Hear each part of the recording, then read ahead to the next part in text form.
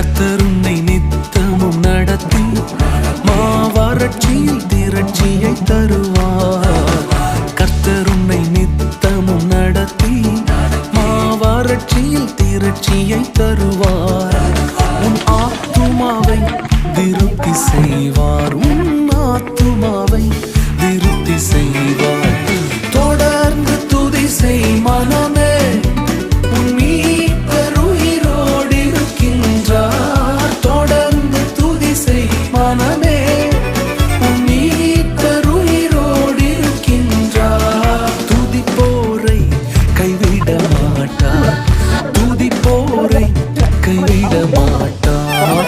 கர்த்தர் உன்னை